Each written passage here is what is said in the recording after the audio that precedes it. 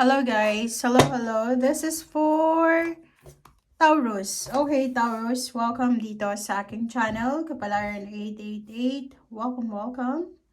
Alamin natin Taurus kung anong messages, vibration, gabay energy para sa inyong lahat. This is general reading. So, titingnan natin Taurus kung ano yung mga pwede nyong ma-expect or expect this 2026. So, in general siya. So, please comment down below if you resonated or if you're feeling na hindi para sa'yo, huwag mong sasaluhin.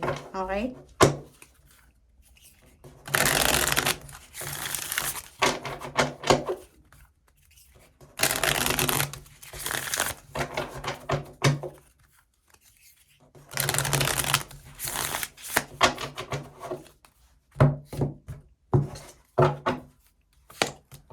Okay.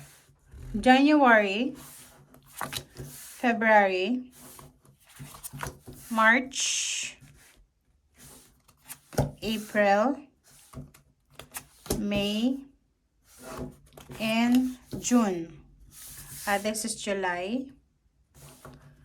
This is August, September, October, November, and December. So, I hope na nakikita nyo guys ha. Okay, wait lang. Ayusin natin. Okay, so this is for the 2026. What you will expect. Okay, ano ba yung pwedeng expect nyo ngayong taong ito? Okay. Yung January, there's a Three of Swords, Taurus. Sa buwan ng January, maraming mga pwedeng mangyari. Or may mga situation ngayong January na pwedeng magdala sa'yo ng disappointments or pain and heartaches. Or hindi naman siya literal na pain and heartaches. Okay?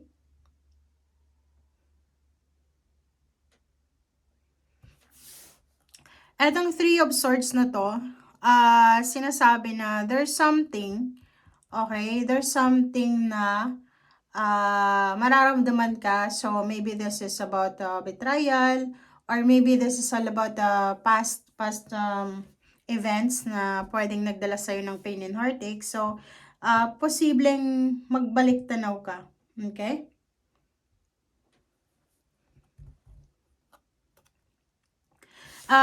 Next card natin. Wait lang guys. Okay, pagdating ng February, there's a Page of Pentacles. So, yung February mo na Page of Pentacles, sinasabi dyan na there's an incoming na financial. So, parang the universe will shower you unexpected na financial support or financial balance. Pero, yung Page of Pentacles na to is all about the future. So, halimbawa, ngayon, pwedeng ginagabayan ka, or maybe you are parang may mga premonition ba, or pwedeng meron kang mga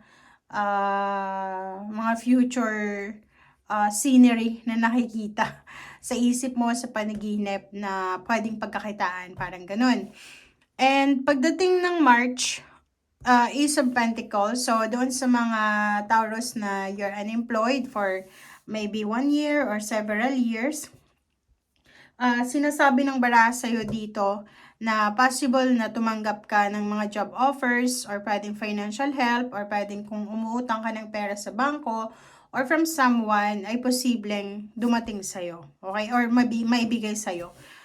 April, if you are in a relationship, pwedeng mag-level up yung relationship mo from being in a relationship to married, or maybe from single to being married, or if you are in a relationship talaga na solid, possible na mag-upgrade or level up na mangyayari. And May is Knight of Swords, so ihanda mo yung sarili mo kasi maraming mabibilis na balita, kwento, maraming information, communication ka na makukuha sa buwan ng May, which is your birthday season. So, congratulatory message, happy birthday message, or anything na pwedeng magbigay sa'yo ng comfort, ang tawag na, comfort, okay?